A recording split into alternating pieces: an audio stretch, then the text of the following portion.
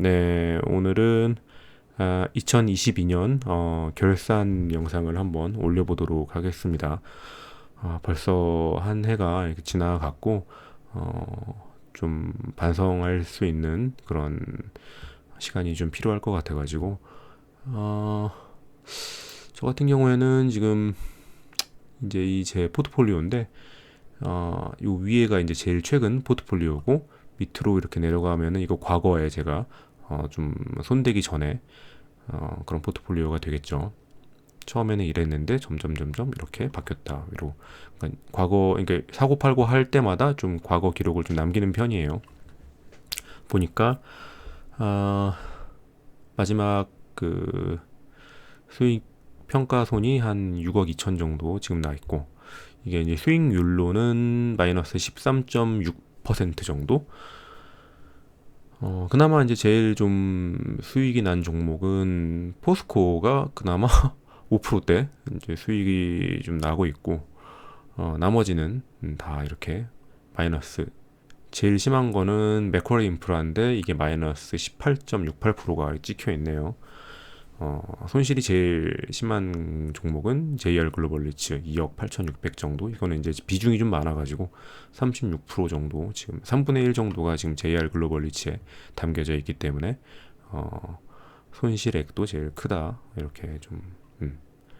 근데 이제 어, 한번 리밸런싱을 했었는데 한 3월 말쯤에, 이때는 이 팔았던 종목들은 이 코람코 에너지 리츠하고 D&D 플랫폼 리츠, 롯데 리츠, 바다오 19 이런 종목들을 팔았어요.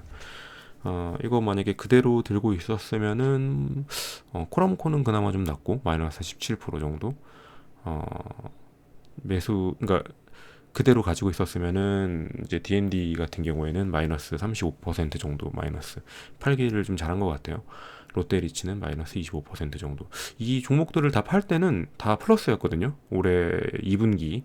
왜 그런지 그 2분기 한 5월경 이때 리츠들이 많이 올라가지고 이제 제 입장에서는 이제 배당 수익률이 좀 떨어지더라고요. 그래서 리츠들을 다 팔고 요 네 종목, 그러니까 리츠 세 종목이랑 요 바다로 19호 요거는 이제 선박 펀드인데, 이렇게 네 개를 판 다음에 담은 종목이 은행하고 포스코였는데, 포스코는 잘 담은 것 같아요. 뭐 제일 그나마 괜찮고, 은행은 조금 후회되는 거는 BNK랑 DGB는 사지 말걸 하는 생각이. 차라리 이제 JB를 더 사든지. 애당초 이제 JB, 이 지방은행주 중에서는 JB 금융지주를 제일 좀 좋게 봤기 때문에 비중도 제일 높긴 했는데, 이렇게 하지 말고 JB를 좀 더 담고 나머지는 뭐 KB, 신한 이렇게 메이저 빅4를 담을 걸 하는 좀 후회가 조금 되네요. 배당 수익률이 일단 뭐 세긴 세니까 뭐 마이너스 18% 나도 뭐 8% 배당 받고 뭐 마이너스 10%난 거는 또 기다리다 보면 또 1, 2년치 배당금으로 더 회수하면 되긴 하는데, 예. 아무튼 이제 전체적으로 봤을 때는 6억 2천 정도 네거티브 돼 있고, 배당금이 이제 이게 작년 초에 들어간 이 세팅된 배당 포트폴리오이기 때문에 어, 작년 연중에 받은 배당금은 한 1억 1천만 원인가 돼요. 그러니까 6억 2천에서 1억 1천만 원 정도는 회수를 했고, 이제 기말 그 배당 기산일이 지났잖아요. 그러니까 그 기산일 기준으로 해가지고는 내년에 이제 받을 배당금은 한 이제 3억 1,300만 원 정도 기대를 하는데, 또 가봐야죠. 뭐 크게 이제 배당 그 플랜에 변화는 없을 것 같긴 한데, 그래서 이제 지금 받은 배당금 1억 1천에다가 뭐 받을 배당금 3억 1천 하면은 한 4억 2천 정도 배당금 올해 내년으로 이렇게 어, 예상이 되는 거고, 평가손은 이제 6억이 날아갔으니까는 뭐 그거 합치면은 내년까지 이렇게 봤을 때 총 투자 금액 한 45억 중에서 마이너스 한 2억 정도 나지 않겠나, 뭐 이렇게 이제 생각을 해보는 거죠. 지금 시세가 유지된다는 가정하에. 물론 뭐 더 빠질 수는 있습니다. 뭐 글쎄요. 이제 마이너스 13% 배당. 어, 선방했다고 봐야 되나? 너무 이게 금액이 뭐 작은 금액은 아닌데 원체 이 올해 시장이 어려웠기 때문에 진짜 역대급 하락장이었어요. 뭐 코스피는 25% 정도 빠지고, 그러니까 연초 대비 코스닥은 34% 정도 빠졌는데, 이게 지금 코스닥 같은 경우에는 연말, 그러니까 2021년 말에 하락을 시작해가지고 이렇게 보이는 거지, 코스피는 2021년 6월부터 빠지기 시작했다는 거죠. 1년 반. 근데 그러니까 2977이 아니고 이 고점을 3300으로 잡아버리면은 32% 정도가 빠졌다. 그러니까 비슷하게 빠진 거죠. 고점 대비해가지고는. 이게 이제 지수가 이렇게 빠지면은 개별 종목들 같은 경우에 현재 보통 인기가 없고 좀 주가 변동이 잘 안 되는 종목들은 개인 투자자들이 잘 안 들여다보는 그런 종목들이니까, 그런 종목들은 거의 이제 변동이 없다고 치고, 어, 이제 개인 투자자들이 많이 투자하는 그런 종목들, 개별 종목들 입장에서는 더 빠지는 거죠. 32%보다 막 40%, 50% 반토막. 특히 이제 그 전에 많이 올랐다, 2021년까지 뭔가 그 꿈에 투자된 기업들, 그런 막 두 배, 세 배 올랐던 기업들은 다음 반토막은 예사고, 막 4분의 1 토막 남아있는 그런 종목들 있다 보니까는 막 마이너스 70%, 80% 이런 종목들도 꽤 있을 겁니다. 미국도 마찬가지죠. 미국 같은 경우에는 S&P 마이너스 20% 가까이, 다우존스는 마이너스 10%. 다우존스는 그나마 좀 선방했네요. 다우존스 같은, 아까 제가 얘기한 뭐 그런 그러니까 이게 나스닥은 34%가 빠졌는데, 이게 우리나라 이제 이 서학 개미들, 미국에 투자하는 사람들이 선호하는 종목이 아무래도 그런 기술주, 테슬라, 로블록스 뭐 이런 종목들이 많다 보니까는 오른 게 이미 많고 돈은 못 벌고, 같은 그런 기술주라고 해도 애플 같은 경우에는 돈을 잘 버니까 한 30% 빠졌던데, 테슬라는 뭐 그냥 얄짤없는 거죠. 막 마이너스 70%, 80% 가버리는 거죠. 그나마 이제 미국에 투자했던 투자자들이 작년, 그러니까 2022년 한 7월, 8월까지는 달러가 올라가지고 킹 달러가 돼가지고 한 1,200원 하던 게 1,400한 중반대까지 1,440원까지 막 오르니까는, 주가가 한 30% 빠져도 달러가 20% 오르니까는 뭐 괜찮다, 그나마 제일 선방했다, 뭐 이런 얘기 했었는데, 지금은 보니까는 막 엊그제 그 마지막 그 환율이 1,260원 정도 되더라고요. 음, 다시 동학개미랑 똑같은 처지가 되었습니다. 원래 제 계획은 무엇이었나? 그러니까 작년, 그러니까 2021년 말, 재작년? 이미 이제 재작년이 돼 가네요. 2021년 말에 제가 이제 생각했던 내용들은, 그 오랜 기간 동안에 끌어왔던 그 제로 금리의 시대가 이제 끝나는 게 보이고, 또 그러면 이제 뭐 미국을 위시해서 각국 중앙은행들이 금리를 올릴 것이고, 인플레가 생기니까 금리를 올리는 거죠. 그러면은 부동산 경기가 좀 꺾이겠다, 이 생각을 했던 거죠. 뭐 저만 그렇게 생각했던 건 아니고 작년 하반기부터 이제 그런 생각을 하던 사람들이 많았어요. 왜냐면은 코스피 같은 경우에는 이미 6월부터 막 꺾이기 시작하니까 사람들이 이제 좀 심상치 않게 생각하는 사람들이 많고, 하락론자들이 점점 고개를 들기 시작하는 거죠. 그리고 이제 부동산 같은 경우에도 이 강도 높은 규제책 때문이기도 하고, 뭔가 좀 이제 투자로서 오를 대로 올라가지고 투자처로서의 매력이 너무 이제 떨어지는 거죠. 그러다 보니까는 이 거래가 안 되는 거예요. 아파트가 안 팔려요. 저 같은 경우에는 이제 부동산 투자도 당시 좋아했기 때문에 갭 투자 이런 거 많이 이제 했었고, 근데 매물을 내놓으면은 잘 안 나가는 게 이미 2021년도에 이제 좀 감지가 됐었고, 이게 한 채면 모르겠는데 여러 채면 이게 좀 눈에 보이잖아요. 그러다 보니까는 이제 부동산 포지션을 많이 정리하려고 했던 것들이 이제 제 노력이었는데, 일단 건물을 하나 팔았고, 지금 제 채널은 이게 지금 새로 개설한 채널이라, 그 전에 그 운영하던 채널에서는 이제 그런 내용들을 몇 번 올렸었는데, 건물을 하나 이제 가지고 있던 거를 매각을 했어요. 꼬마 빌딩 하나 가지고 있던 거를. 원래 우리가 이제 원하던 가격보다 몇 억을 좀 낮춰가지고, 이제 내고를 많이 해준 거죠. 근데 그때도 이미 그 건물의 임대 수익률은 2%가 채 안 되는 그런 수익률이었어요. 그러니까 지금 같은 경우에는 지금 1금융권 막 금리를 막 5%막 이렇게 주니까. 근데 그때만 해도 2%뭐 건물 서울 시내 뭐 역세권이고 초역세권이고 그런 건물 당연히 임대 수익률 뭐 1%대 아니야? 뭐 이제 이런 게 너무 오랜 기간 동안 장기간 받아들여져 와가지고 그런 임대 수익률 유지가 가능했던 거죠. 근데 이제 이거 어떻게든 팔아야겠다는 생각을 해서 그게 팔았던 게 이제 2021년 말경에 판 거죠. 이제 그 돈을 가지고 어, 좀 주택 같은 것도 좀 정리하고 건물도 정리하고 그 돈을 가지고 몇 달 정도 이제 기다리다가 매수를 한 것들이 이제 리츠라든지 고배당주 이런 것들을 이제 매수를 했는데 결과는 이렇게 마이너스 13% 났다.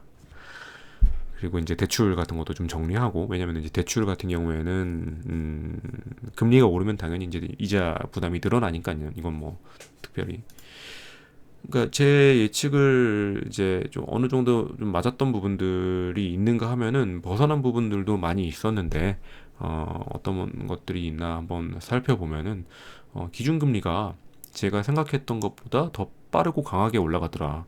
그러면서 이제 뭐 파월 같은 경우에도 그냥 금리를 뭐 올리다가 처음에는 그냥 인플레를 잘 잡을 수 있을 것 같다 뭐 이런 식으로 얘기를 하더니 바로 이제 올해 2022년 한 1월, 2월 달이었죠. 우크라이나 전쟁 터지면서 이거 전쟁 때문에 이렇게 오르는 건데 이거 어떡하냐, 금리를 더 올려야지 막 이러면서 이제 금리를 막 더 박차를 가하기 시작했던 것 같아요. 그리고 더 이제 높게 올리는 거죠. 아마 4%대까지 막 올리는 거고, 이제 내년에는 5%대도 올릴 수 있다 이런 얘기를 하는 거고, 한 이게 한 2% 3% 올릴 때까지는 이제 시장이, 자산 시장이 그렇게 뭐 겁을 먹지 않았어요. 올린다고 계속 겁을 주는데도 실제로 2%에서 3% 정도 이제 금리가 유지될 때는 뭐 그래도 돈이 시장에 풀린 게 얼만데 뭐 이런 입장도 있고.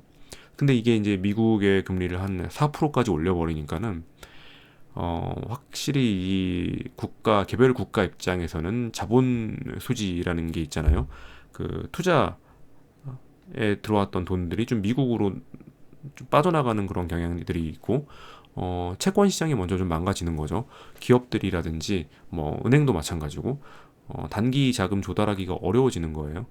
그러면은 채권 금리가 오르고, 그러다 보면은 재정이 부실했던 기업들이 이제 터져 나가는데, 그러면서 이제 생기는 것들이 이제 PF, 그리고 뭐 이건 좀 다른 정치적 이슈긴 하지만은 뭐 레고랜드 사태 같은 게 이제 터지다 보면은 채권 시장을 확 좀 얼어붙게 만들어 가지고 자금 조달이 더 어려워지게, 또 뭐 한전이 너무 적자가 심하니까는 이거를 이제 더 이상은 안 된다. 전기료도 올리는데 채권을 많이 발행하자 이래가지고 공기업인 한전이 그렇게 막 몇천억씩 채권을 계속 지속적으로 발행하면은 당연히 다른 기업들은 자금 조달이 막 힘들어지잖아요. 이런 일들이 이제 생기다 보니까는 어 기준금리는 우리나라 같은 경우에 1%에서 뭐 3% 정도까지 올렸을 뿐인데도 실제로 우리가 사용하게 되는 그런 대출금리 같은 경우에는 막 5%, 6%, 7%가 막 이렇게 나오는 거죠. 그러면 자산시장이 진짜 확 줄어드는 게 눈에 보이는 그런 거죠. 근데 이렇게 했는데도 물가가 안 잡혀. 왜? 이거는 뭐 이제 각국의 사정이 좀 다른데, 뭐 원자재 같은 거는 이제 좀 떨어지는데 이제 서비스 물가가 안 잡힌다는 거죠. 임금으로 인한 이런 거는 이제 서비스 물가 같은 내용들은 뭐 3프로 TV 같은 거 보면 뭐 자세히 나와 있으니까, 여기서 이제 물가가 잡히지 않는 상태에서 불황이 온다면 이제 스태그플레이션 되는 거죠. 조금 이제 후회되는 부분? 만약에 올 캐시 상태였으면 어떻게 됐을까? 그러니까 이제 지금 한 올해 상반기에 자산이 주머니를 꾸렸으니까 뭐 십몇 프로 빠졌을 거 아니에요? 요때 샀으면 어떻게 됐을까? 올해 한 7월 달에 이런 의미 없는 상상도 좀 해보고, 그러면은 요 마이너스 5억 6억도 안 보지 않았을까? 이제 이렇게 이 재벌집 막내 아들처럼 과거로 돌아가가지고 이렇게 하면 참 좋은데, 만약에 이랬으면은 언제 재진입할 수 있었을까? 만약에 한 7, 8월 경에 샀을까? 내년 1분기에 더 떨어질 수도 있는데, 그걸 돌아오는 걸 보고 근데 이제 경험상이라기보다도 이게 주가가 돌아 나오기 시작하면은 뭐 저는 그걸 잘 못 잡겠더라고요. 음, 그냥 그래서 이제 그냥 배당 받으면서 버티는 쪽을 선택을 한 건데, 어, 배당 수익률이 한 7% 되니까 지금 이제 주가 기준으로 했을 때 7.96% 정도 배당금을 받을 수 있는 포트폴리오다 보니까 거의 8% 받으면 뭐 또 돌아오겠네 이제 생각하는 거죠. 음. 근데 이제 트레이더의 기질이 있으신 분들은 뭐 그렇게는 안 하는 것 같고, 그냥 딱 올 캐시로 좀 마련해 두고 있다가 저점에서 돌아 나올 때 발목을 잡자 이제 이 생각을 좀 하시는 것 같더라고요. 저는 뭐 적성이 안 맞아서 실력도 없고. 예. 그리고 이제 내년 계획은 일단은 정황상 지금 패드 연준에서는 이제 가파른 금리 인상은 이제 안 하려고 하는 것 같아요. 여기서 더 가파르게 인상하게 되면은 뭐 한국, 일본뿐만이 아니고 다른 미국의 우방국들, 유럽이라든지 막 이제 시장이 좀 망가지잖아요. 그 환율이 무너지고 그러다 보면은 당장 그 환율이 지금 1,400원대에서 1,200원대로 떨어진 거는 음, 일본이 이제 달러를 마련하기 위해서 자꾸 이제 미국 국채를 내다 파는 거죠. 그러면서 이제 미국의 국채 시장에서 미국 국채 수익률이 올라가니까, 그러니까 미국 국채 가격이 떨어지니까는 미국 입장에서도 이 채권 시장이 망가지는 건 달갑지가 않고, 그러다 보니까 미국도 이제 어떤 달러 시장, 그러니까 환 시장에 각국이 뭐 개입하는 거에 대해서 이제 별로 그거를 통제하려고 한다든지, 무슨 환율 조작국으로 지정해가지고 막 페널티를 때린다든지 이런 거를 안 하는 쪽으로 가닥을 잡은 것 같아요. 그러니까 환율은 그런 식으로 진정됐고, 그리고 그러다 보니까는 이제 그런 국제적인 어떤 그런 위기가 결국에는 미국으로 다시 돌아갔을 때 미국 입장에서도 별로 좋지 않기 때문에 뭐 그렇게 가파른 금리 인상은 이제 안 할 거라고 좀 보이긴 해요. 올리더라도 한 5%대에서. 근데 이제 문제는 그렇게 해서 바로 다시 저금리로 돌아갈 가능성은 이제 없어 보인다는 거죠. 예? 그냥 더 오래 그냥 그 5%대 금리를 유지할 계획으로 보인다는 거죠. 이제 그거에 맞춰가지고 저도 이제 내년 계획을 좀 짜보려고 합니다. 일단은 현재 요 포트폴리오는 거의 이제 손을 대진 않을 것 같아요. 제일 하면 안 되는 게 제가 늘 강조하는 거지만은 이 공포에 매도하지 않는, 공포를 자꾸 주거든요. 그 애널리스트 소위 뭐 전문가 중에 하락에 대해서 굉장히 좀 강하게 얘기하는 분들이 있고, 이게 지금 1년 반 정도 하락했기 때문에 한 1년 전쯤부터 하락을 주구장창 외치기 시작한 그런 전문가들은, 그 타칭 전문가들은 계속 방송에서 불러요. 이제껏 잘 맞췄으니까 1년 2년 가까이 막 계속 맞췄던 사람을 불러야지. 그리고 그 사람을 불렀는데 다음 달에 또 하락해. 그럼 이 사람 주가는 더 오르잖아요. 그럼 또 불러. 이 사람 몸값은 계속 높아지는 거죠. 근데 그러다 보면 이 사람도 계속 이제 그 하락에 대해서 하락 기조를 강조할 수밖에 없는데, 처음에는 이 하락을 주장하던 이 전문가들이 막 여러 명 있다가 점점점 시간이 갈수록 한 명씩 이제 이탈을 하는 거죠. 이쯤 하면 반등할 것 같다는 얘기를 이제 하다 보면은 하는데 더 하락하잖아요. 그러면은 이제 포지션을 변경했던 전문가 탈락. 나머지 그 하락론자들은 주가가 더 오르는 거죠. 근데 이제 그렇게 있다 보면은 어, 어느 시점에, 나도 모르는 시점에 이제 이게 반등을 시작하는데 그 타이밍을 잡기가 너무 어렵다는 거죠. 제가 뭐 그 전 채널에서도 그 미네르바 얘기를 좀 했었는데, 저는 2007, 8년도에 그런 경험이 있기 때문에 절대로 공포에 매도하지 않습니다. 그러니까 공포에 매도하지도 않을 뿐더러 뭔가 이렇게 지출 예정인 자금을 무리하게 투자해가지고, 예를 들어 뭐 결혼 자금이다, 아니면 주택을 사야 되는 자금이다, 이런 자금들을 투자에 밀어 넣어가지고 이제 비단 그 주식담보대출을 쓴 사람들만 청산당하는 게 아니에요. 내년에 결혼할 그 새신랑 새신부가 올해 주식을 사가지고 물려 있다? 이러면은 별 수 없이 청산당하는 경우들이 생겨요. 그게 이제 예? 현금 관리를 그렇기 때문에 잘 해야 되는 건데, 아무튼 절대 공포에 매도하지 않는 게 중요합니다. 저는 이게 제일 중요한 원칙이라고 보고, 매도하지 않으면은 그냥 배당 받으면서 있으면 됩니다. 아무리 이렇게 막 마이너스 18% 나 있는 이런 종목들도 7% 배당 주잖아요. 이거 배당 받으면서 뭐 쓰든지 아니면 뭐 추가 매수를 하든지 뭐 이렇게 누리면서 살다가 어, 돌아 나와 있으면 뭐 좀 어느 순간 돌아 나와 있다니까요. 그리고 이제 내년부터는 좀 달러를 좀 사볼까 해요. 지금 이제 1,400원대 하던 이 달러 환율 때문에 미국 리츠라든지 미국 배당주를 못 샀거든요. 제가 이제 우리 채널 보시는 분들이랑 같이 좀 얘기 나누는 단톡방에서도 달러가 떨어지면은 그때 이제 달러 자산을 사겠다 뭐 이런 얘기 했었는데, 이제 그 시간이 점점 온 거죠. 1250원대가 지금 됐으니까 1100원대 되면 더 좋고, 달러 자산을 왜 사야 되냐, 이 부분에 대해서는 정말 할 얘기가 많은데, 우리나라 투자자들은 달러 자산을 많이 사야 됩니다. 그렇게 막 급등하는 주식들을 쫓아갈 게 아니고 꾸준하게 달러 수입을 만들어줄 그럴 자산들을 많이 사야 된다고 봐요, 저는.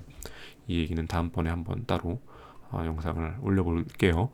그리고 이제 현금 관리 잘하기. 예, 특히 이게 중요하다는 거죠. 지출 예정인 자금을 투자에 밀어넣지 않기. 그러니까 우리가 이제 투자금을, 그러니까 손실 나 있는 이런 계좌가 결국에는 뭐 도살장에서 이제 소가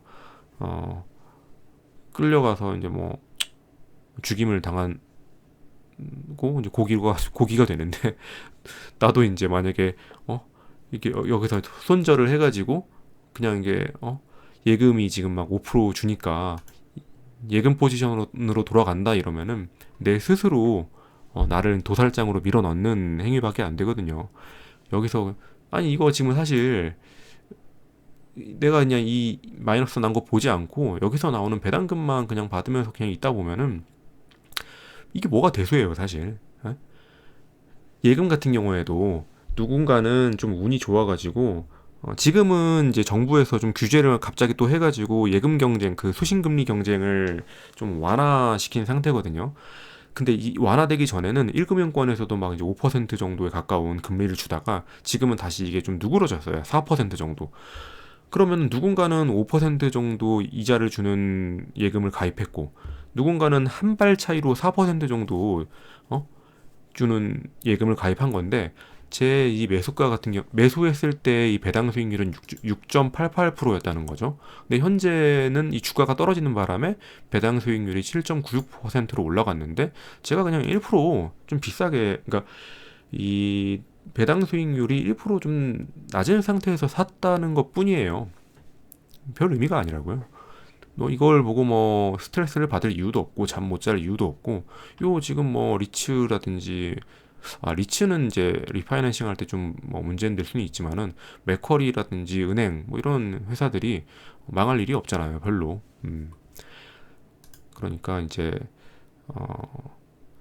너무 이 부분에 대해서 그러니까 저는 그래요. 뭐 캐시플로우를 잘 이끌어낼 수 있는 자산이라고 하면은, 예전에 제가 작년에 팔았던 그런 2%도 안 되는 임대 수익률을 주던 그런 건물 같은 게 문제지, 이런 뭐 고배당주는 별로 걱정할 게 없지 않겠나 이 생각을 합니다.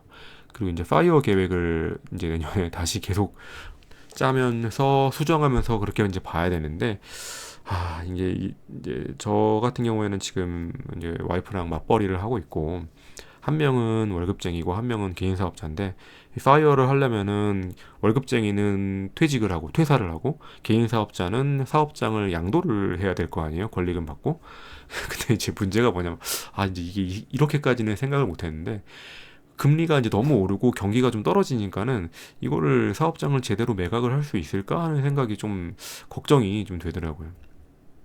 뭐 잘 되겠죠. 안 되면은 뭐 빠르면은 1년 뒤에 뭐 내년 2023년 말이나 2024년 초 정도에 파이어 되겠나 싶었는데, 이런 경기가 좀 틀어지는 바람에 길면은 한 2025년 초까지도 좀 일을 해야 되겠다는 생각이 좀 듭니다, 요새는. 그래서 이제 그런 계획을 계속 짜는 거죠. 소비를 어떻게 통제할 것인가, 자금 관리 어떻게 할 것인가. 또 이제 파이어 여행 빼면은 이 파이어가 섭섭하죠.